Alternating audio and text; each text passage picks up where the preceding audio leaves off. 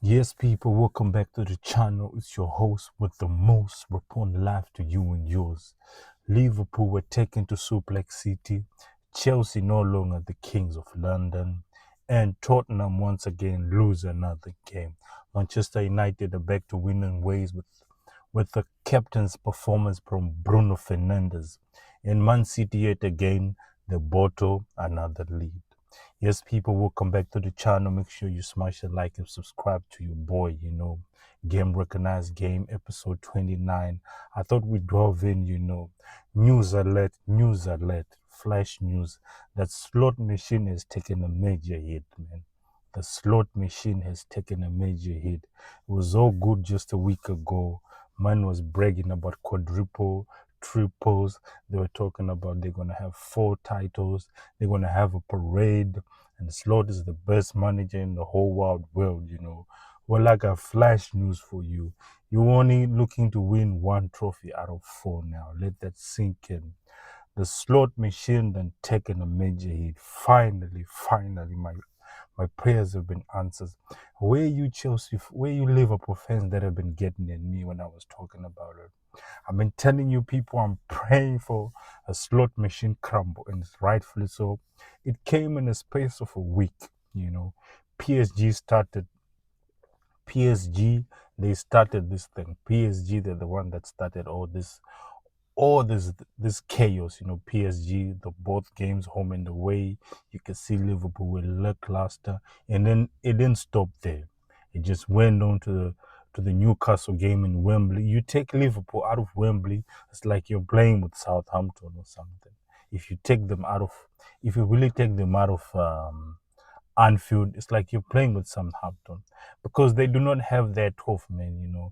And they were abysmal, they were atrocious. From minute one, you could see that Newcastle were going to win this game. In Newcastle, they break their case for 70 years without a trophy. 70 years, people, 70 years. And this all goes thanks to Eddie Howe and Isak, Alexandra Isak, one of the best strikers in the Premier League, one of the most informed strikers in the Premier League. We need to talk about the strikers as Arsenal fans, but that's another topic for another day. I'm just dwelling on that. But Isak, you could see, man, the game. I'm sure when Liverpool fans thought they were going to play Newcastle, they were like, we're going to win this game. Since every time they play Newcastle, they always get to beat them. Every time I think they've won like 4 games in a row against Newcastle. But they didn't know that Eddie Howe had one card. He had one card he had kept in the pocket. And Slot was looking starstruck from that board head wasn't shining anymore. I want to talk to these Liverpool fans. They've been coming at me talking about we bought or Arsenal are bottlers. You bought in 2 cups. You bought on 2 cups in the space of 7 days. In the space of 7 days, everything is just come falling down like Kanye West, man. It all falls down. It really fell down, in Wembley. A game where the first 15 minutes was a 50-50. But the way the game kept going and the way the crowd, the Newcastle crowd was, and the black and white, they took over. Even the Liverpool fans they could not even support the way the Newcastle fans were. It was loud, it was rolling, and they could not believe their eyes. They were like, we're in the funny. You could see the atmosphere was different. 15, 20 minutes into the game, you see Newcastle slowly grow into the game. And the moment I saw them grow into the game, they will bully you out. They will frustrate you. The moment they started doing this thing, I just knew to myself, Newcastle are going to win this game. Liverpool, they didn't have control of the midfield thanks to Tonali, Brandon Gomez, and Joe Linton. They bossed the midfield. All this talk about Gravenberch, I didn't see it. All the talk about Gravenberch is a good striker. He has done this, he has done that. I didn't see him. No, I did not see him, and I didn't see Gravenberch yesterday. He was in the shadows. It was not looking good for him. And as the game progressed, you see they just grew into this game, the boogie. This is like a boogeyman. They just grew into the game. And you could see they kept creating chances, kept going to the game. And Liverpool, without possession, they cannot play anything because they are possession burst team. They cut off the supply on Saka and on Salah, and boom, it was all done. You know, for 90 minutes, I didn't see Liverpool play any game. For 90 minutes, I can say Liverpool didn't play any game for 90 minutes. They started playing in the 90th minute. Make that make sense. They started playing in the 90th minute. That's when they woke up and realized, we need to play the game. In the 90th minute, this is when they woke up and started playing, with the goal coming from Cheers. But it was well and done. But in the game, Liverpool were totally outclassed, outmuscled. They won every duel. They celebrated every duel. They celebrated every defense, every clearance, and they just kept growing to go into their side, you know. And with the set piece, I think in the first half, the first half was about to end. Dunberg, he gets a header, a bullet header, you know, a bullet header. And Dunberg, you know, is a Geordie for me. It's a Geordie, a true Geordie. And that was a beautiful sight to see for me. You know, I've been praying on this man's downfall. And that was a beautiful sight to see, seeing them score, you know. I don't know how Dunburn is being marked by McAllister from. That's like David and Goliath, man, playing football. He's not going to get anything. And this happened for 3 or 4 times. But as you can see, Slot was just sleeping. He thought he'll go with the zone of marking. And it didn't work out. It really, really didn't work out. Second half came on. And this man, I thought maybe Liverpool started the game very well. They pressed, but the midfield was just getting, they were getting spunk in the midfield. Man like Tonali was a beast, you know. I like this guy, Tonali. He was a beast. And Bruno, they didn't give them any space, you know. They didn't give them any space. And rightfully for to kill off the game, they had a second goal. And the second goal was ruled offside. Because if you have Isak, you know a goal is coming. In the least moment you expect, Isak is going to score. This is what happens when you have a striker, Arsenal fan. Not when you have a false nine. Not when you're counting on goals from forwards. You know, this is what happens. And as soon as they disallowed, it didn't take him long. He got another goal. And then it was 2-0. And it was well and done. And no matter what Liverpool tried to do, they were poor. They were really, really bad in that game. Very, very bad, you know. Very, very bad. And you could see it was all. They had another chance to put it 3-0. Isak had another chance to make it 3-0, but he missed that one. And then Slot kept making changes. And the changes that came, they had some energy. That's when Isak Cheza scored, but it was already in the 90th minute or something with 4 minutes to go. And you know, so Liverpool, no cup. Liverpool, no Champions League. Only the Premier League for you to lose, you know. If you lose that one, and then people have been getting on Mo Salah, talking about Mo Salah never performed in the final games. I know he has like 15, 20 games. He has never performed in a final game. I think the most he has done is in scoring and assist. Even in AFCON back home, he does not play well in the final. I don't know what it is with him. Is it he's getting cold feet or something? But he never plays well in a game. But tell me, people, when have you ever seen Liverpool with 2 shots on target? In the first half, they had 1 shot on target. They were looking very tired. Blame who? This is to blame with Slot. Because Slot does not change his team. Slot always plays the same team. He always plays the same thing. No matter what, Slot will play the same team all the time. So this is only on Slot, if you ask me, because the squad rotation is very less from his side. He has his players he trusts, and he'll continue to play them. You know, he'll always plays them, no matter what. Anyway, people, let's move into the Premier League.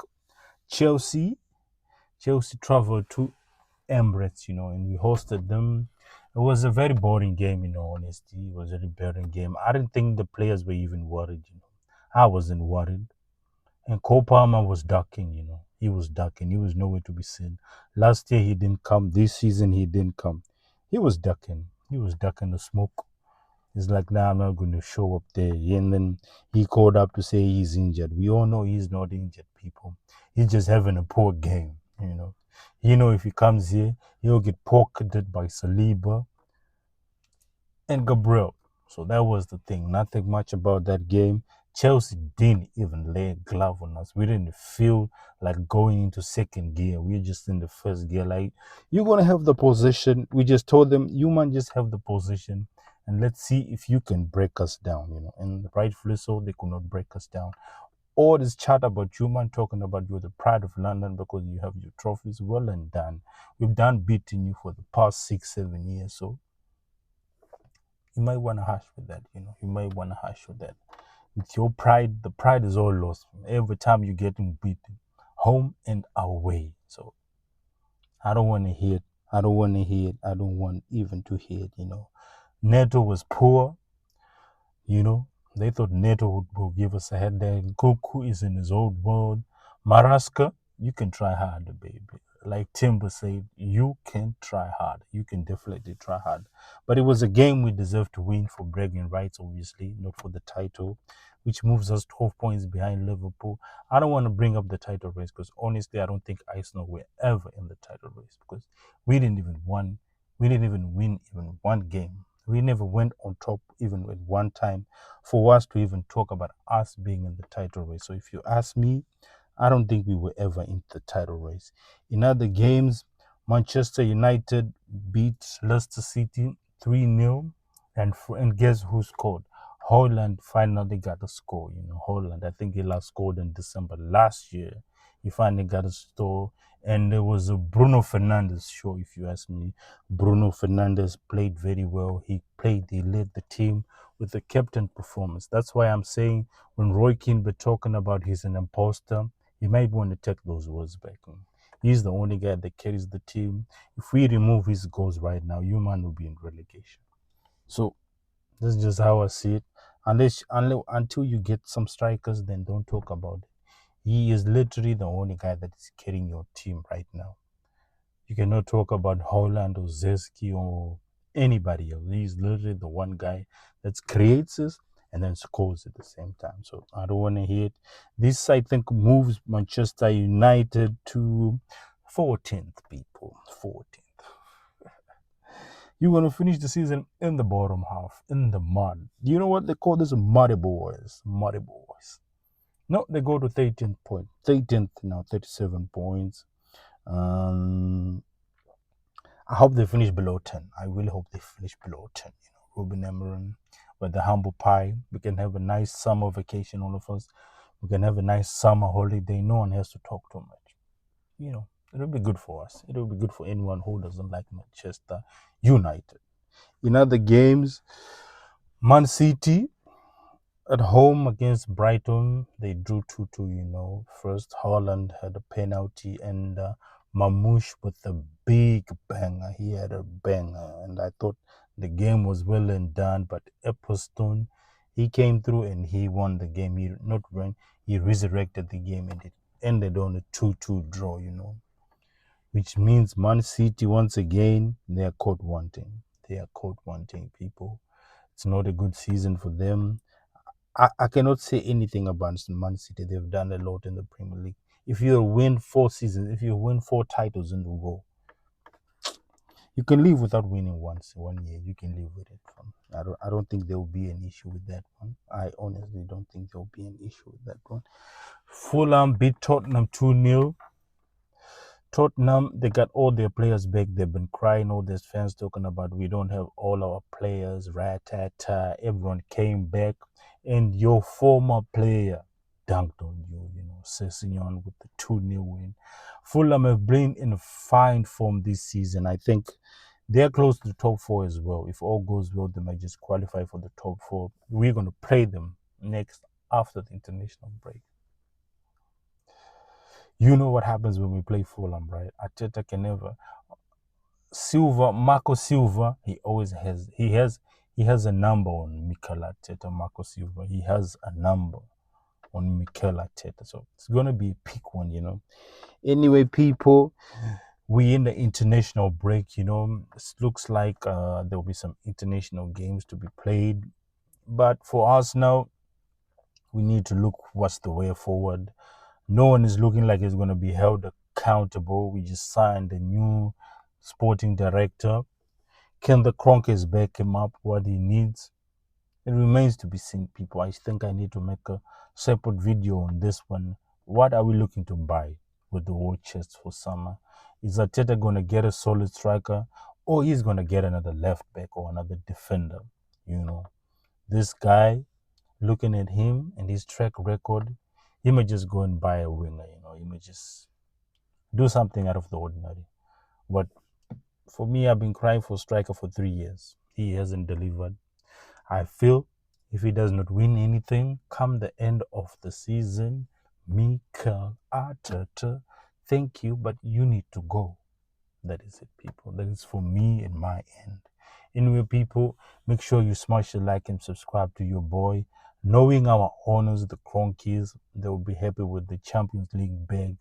They are not going to fire him, you know. They are not going to fire him. But let's see, people. We got Madrid upcoming. Another peak game. This for vibes only. I'm going to be there watching this game for vibes only. Because personally, I don't think we're getting over Real Madrid. The ladies just lost 2-0 yesterday.